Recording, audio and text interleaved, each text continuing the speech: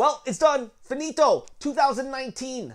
Here we come. 2018 is in the books. And I'll tell you what, as a Nintendo fan, I started thinking, was 2018 a stellar year for us, the Nintendo fan?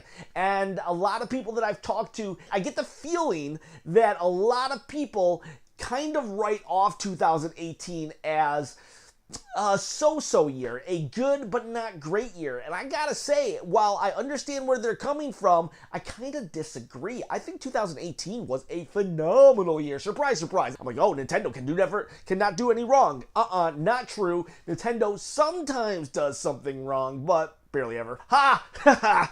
But guys, I just want to look back at 2018. So first off, why was 2018 considered so-so among some gamers? Let's get that out of the way first. And I believe it's because it followed the debut year of the Nintendo Switch. What a year. No one is arguing that 2017 wasn't Nintendo's best year in a long time, if the best ever. I mean, we had the successful launch of the Switch following the dismal failure of the Wii U. Sorry, Wii U, I love you. I love you, Wii U, but you failed, and we just gotta call it how it is. And the Switch just picked up steam. It was like a snowball down a hill, and once it got midway point, man, that thing was so large and rolling so fast that nothing could stop it.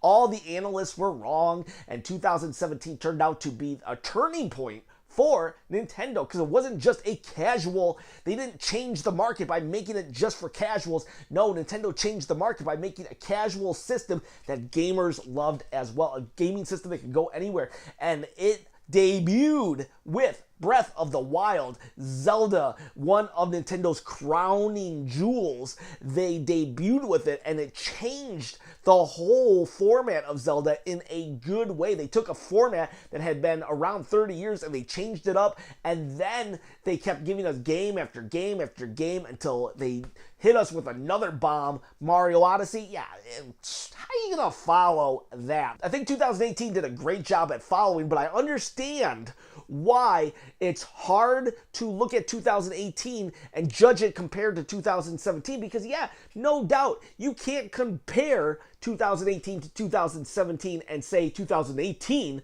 was the better year. It's not going to happen. But it doesn't mean that 2018 doesn't deserve an A on its own merit, because if you just take 2018, I believe it'll go down as the Empire Strikes Back portion of the Star Wars trilogy.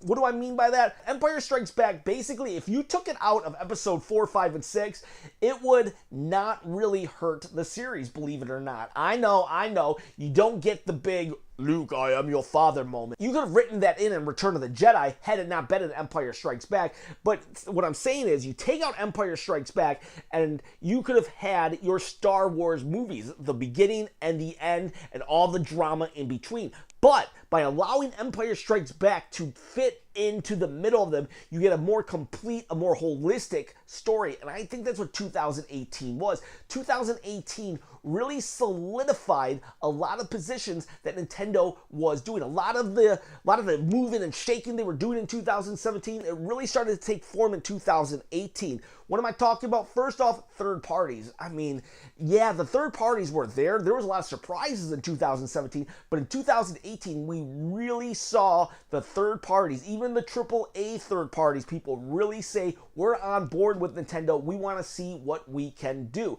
Now, sometimes that was a detriment, like Ark Survival. That game, they wanted to be on the Switch so bad that they produced a really crummy game. However, there are way more positive stories like Warframe and Fortnite and Diablo, way more positive third-party games on the Switch than the negatives. In fact, you don't really hear about too many negative Switch games. When everyone wants to say, what is a bad Switch port, they either say WWE 2K17 or Ark Survival at this point. You don't really hear anything else in the mix. I'm sure there are a couple others, but not really, because the third parties are really treating Nintendo with respect this time around. And I think that's what 2018 really brought to the table, the third party respect back with Nintendo. Indies, or Nindies as Nintendo calls them, they really propped up the Nintendo in 2017, and I believe they were even rewarded more so, because while Steam will probably always be the place to start off your indie game, it seems like Nintendo Switch has now become where the cool kids go to play basically an indie game. Yeah, you can get it on Steam, but it's going to make a buttload of money on the Nintendo Switch. And there are some publishers who even flat out say they were saved because of their game being on the Nintendo Switch, like Blossom Tales. I believe that was a studio that would have gone under had it not been for the sales. And then we see huge games with games like Celeste and Undertale all coming to the Switch.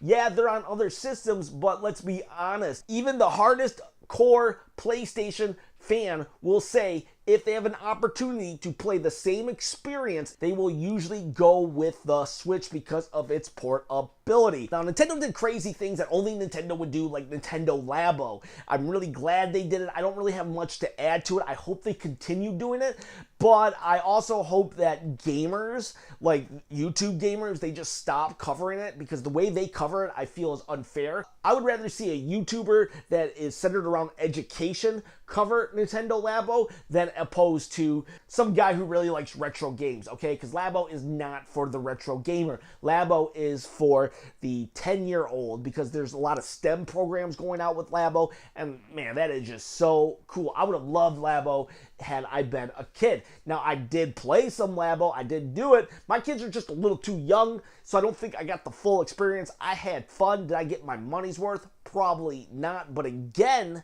that's because I'm a 39-year-old dude. I'm not going to get my money's worth out of the robot kit right this second. But I'll tell you what, I've got it in the closet. My kid turns 9, 10 years old, we'll be playing that again, and I'll probably get the variety kit. But regardless, Nintendo still taking chances, still taking risks, and that's a great and positive thing, because, you know, after the Wii U, maybe Nintendo would have said, you know what, we got to play it safe. Let's just focus on this. Let's just focus on that. Nah, Nintendo's not like that. They're just focusing on Nintendo, and Nintendo focuses on being fun and creative. Then there was also Nintendo Switch Online. This, I feel that it's worth $20. People have negative things.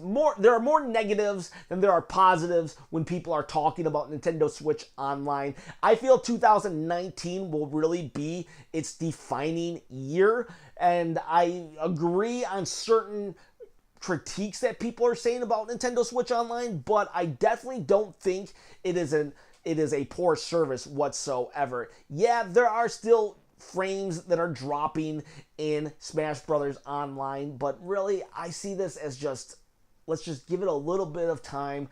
I'm not going to sit here and say that Switch Online is the greatest thing in the world, but I'll tell you what, I would pay $40 a year for this service. I'd probably pay $60 myself, but I would recommend a casual person paying $40. I think it's a phenomenal service, and this is the only way you're going to get to play a lot of these NES classic games, and hopefully they introduce Super Nintendo games and 64 games, because once they do that, then there doesn't have to be any asterisks beside if it's worth the value. But for me, a hardcore Nintendo fanboy, yes, I believe $20, no-brainer. Switch Online is a great deal. For the person who must complain about everything, you know, they have to complain before breakfast, and they have to complain before they go to sleep, and then when they go and off to dreamland, all they are doing is complaining to somebody else in their dreams. That person, nah, probably not worth it, but they're going to buy it anyways because they need something to complain about. 2018 is the year that also Nintendo really figured out how they're going to perform with their downloadable content.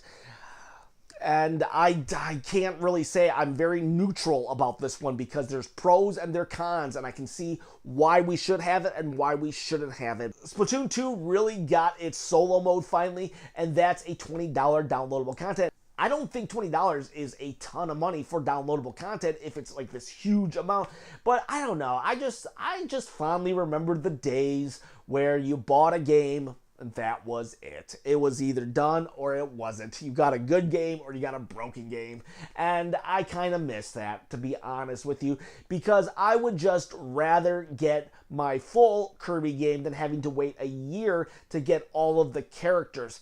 However, This is it's just the nature of the beast right now. There's no way around it. Nintendo kind of had to play ball, just like their Nintendo Switch Online. For the longest time, they tried not to make us pay for it, but we want certain things.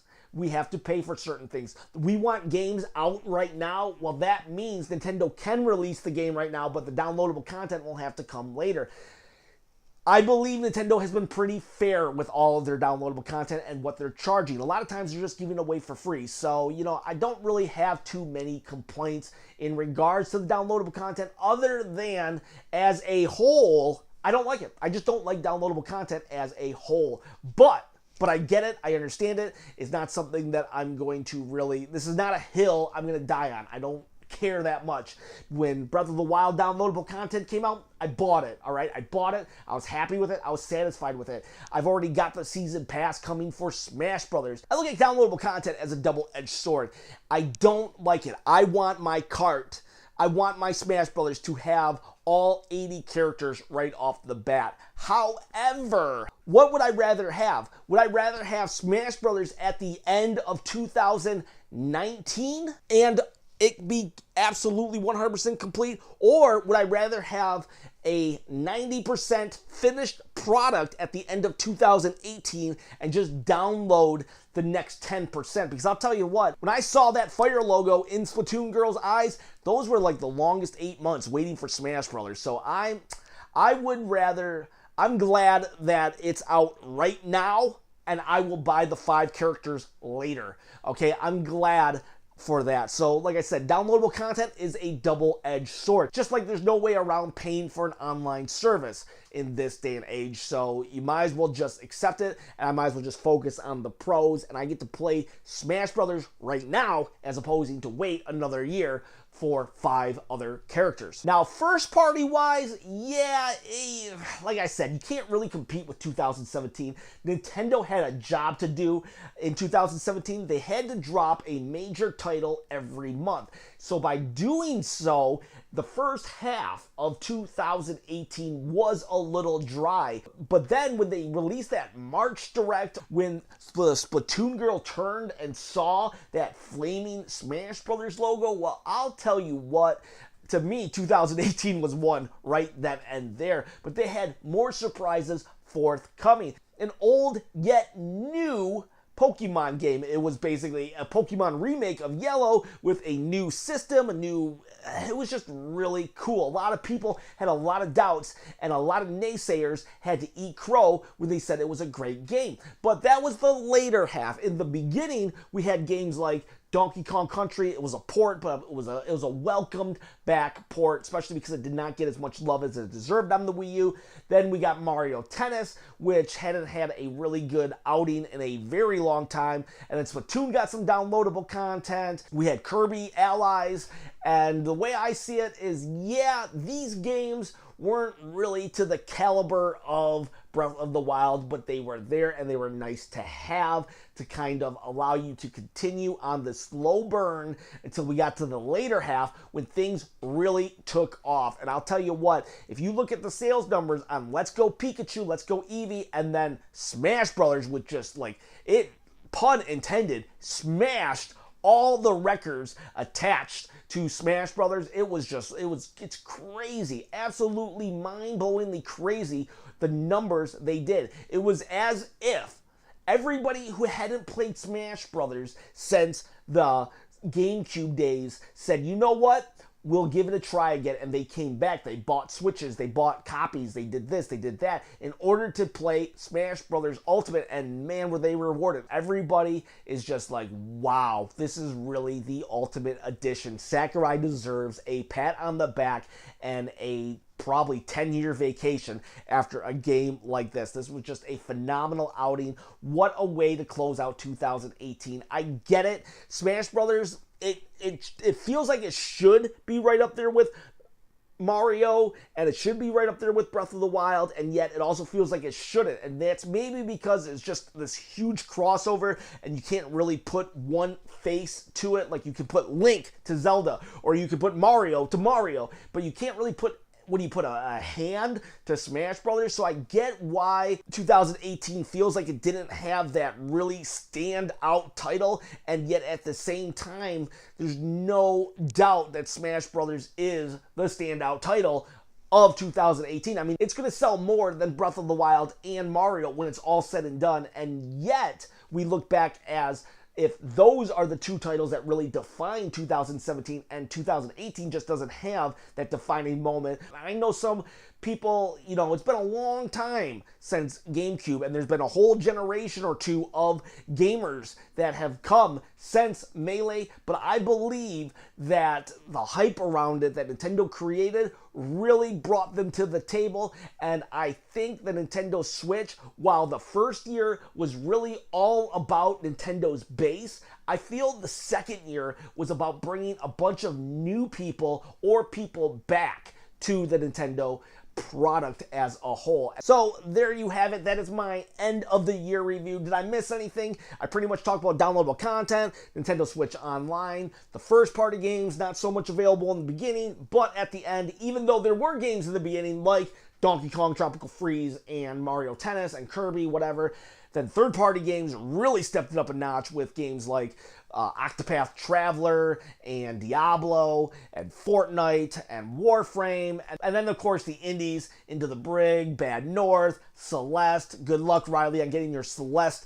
from limited run games. And then Labo, which is just a Nintendo thing that I feel is not, I'm not the best person qualified because my kids are not even in that demographic right now. Worth it if you're in the demographic. So what did I miss, guys? What did I miss? Tell me, what in 2018 were you most impressed, or least impressed even, with Nintendo? I know a lot of other stuff happened in the gaming world, but I predominantly focus on Zelda / Nintendo stuff on my channel, so that's them the rules. If you want to talk about God of War or Red Dead Redemption 2, go for it, but I don't really have much to say on it other than I wish I could play them, but I don't own a PlayStation 4 or Xbox One. Guys, it's dangerous to go alone. Please share this video, this channel with a friend. Do not, I implore you, do not drive drunk. There's no excuse whatsoever. Get a friend, get a cab, get an Uber. Guys, have a Happy New Year.